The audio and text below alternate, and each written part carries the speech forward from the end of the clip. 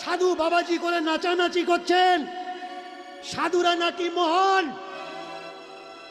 দেখাতে পারবেন একটা বাবাজি যে মোবাইল ব্যবহার করে না? আপনার গুরুদেবকে দেখুন, জিজ্ঞাসা করবেন তোর গুরুদেবের ফোন নাম্বার, বললে আছে।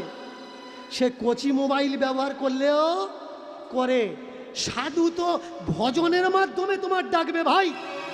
যে সাধু বাম্মাকে খেতে দেবে না বলে পালিয়ে গিয়ে উঠেছে, ওকে ও তো ভাগোড়া, বাবাকে ভাত দেবে না, মাকে ভাত দেবে না, এমনকি অনেকে আছে বউকে দেখবে না।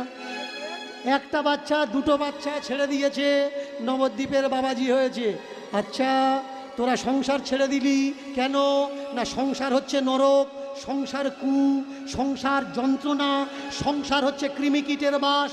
তাহলে তোরা সংসার ছেড়ে চলে গেছিস বৃন্দাবন, চলে গেছিস নবদ্বীপ। এইবার সংসার যদি খারাপ জায়গা হবে, তাহলে আশ্রমের অনুষ্ঠানের জন্যে সংসারে এসে ভিক্ষে করছিস কেন? প্রেম সে হৃদয় গৌর হরিবল হরিবল। তোমার বাড়িতে এসেছে, তুমি বললে বাবা নবদ্বীপ, আপনি নবদ্বীপকে খুব ভালোবাসেন, বসতে জায়গা দিয়েছেন। ওরা বলছে থাক থাক বসবো না। আপনি বসতে জায়গা দিয়েছেন, ওরা বলছে থাক থাক বসবো না। এবার আপনি বলছেন বাবাজি নবদ্বীপ থেকে তাহলে এক পালি চাল দিই, এক পালি চাল দিলেন। ওরা বলছে ওমা আমরা চাল নিই না। কবাড়ি চাল টানবে, বইবে কে? কি নেয়? নোট নেয়, টাকা নেয়। আচ্ছা সংসারিক মানুষটা খারাপ, ওর টাকাটা খারাপ নয়? খারাপ নয়, টাকাটা খারাপ তো। সব কিছু তোরা ধুয়ে নিস, শুদ্ধি করিস, গঙ্গা জলে দিলে নাকি সব কিছু শুদ্ধি হয়ে যায়। তাহলে 10 টাকার নোটের যে লাল দাগটা, ওটা খাসির রক্ত নয় তো, পাঁটার রক্ত নয় তো, গরু মোষ ভয়সার রক্ত নয় তো। কারণ যারা মাংস কাটে ওই হাত দিয়েও ওরা আবার টাকাটা ছুঁয়ে দেয়। কোনো বাবাজিকে দেখাতে পারবেন চাঁদা কালেকশনের পরে নোট খুচরোগুলো ধুয়ে নিয়েছে? নেই।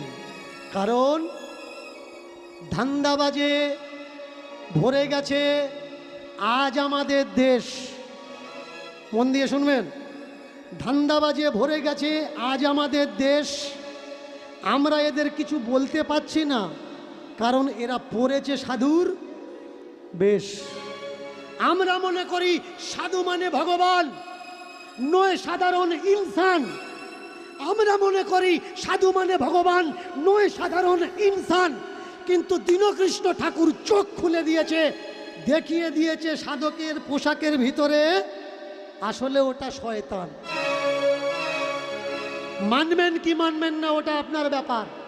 দ্বিতীয়বার দীনকৃষ্ণ ঠাকুরের কীর্তনের আসরে গিয়ে দাঁত বের করার জন্য হাজারবার চিন্তা করবেন কে এই দীনকৃষ্ণ ঠাকুর, কেন এই সব কথাগুলো বলছে, আর কাদের জন্য বলছে? আমার জন্যে না ভাই, আমি আমার জন্য বলছি না। তোমার ছেলে দুদিন বাদে সাধু হয়ে যাতে তোমাকে লাথি মেরে ওই নবদ্বীপে চলে না যায়, তার জন্য দীনকৃষ্ণ ঠাকুর বলছে।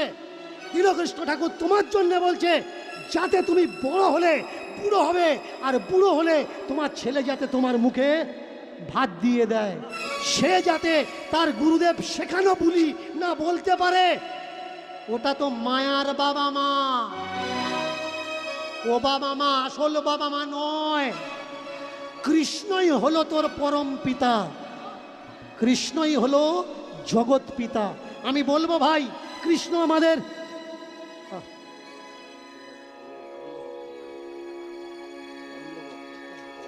প্রেম সে আমি প্রত্যেককে পায়ে ধরে অনুরোধ করব, প্রত্যেককে পায়ে ধরে অনুরোধ করব, যতক্ষণ এই অ্যাটম বোমগুলো বেরোচ্ছে কেউ আমাকে ডিস্টার্ব করবেন না। আর একটা অনুরোধ, কেউ আমাকে এসে প্রণাম করবেন না, কারণ নারী জাতি মাতৃজাতি হয়। এই সমাজে রবীন্দ্রনাথকে কে জন্ম দিয়েছে? আপনাদের মতো মায়েরা।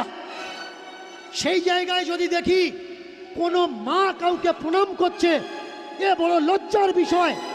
এই জগতে জন্ম দিয়েছে বাবা বিদ্যাসাগরকে, নজরুলকে, ক্ষুদিরামকে, বিনয় বাদল দীনেশকে, আমার সমাজের মানুষ।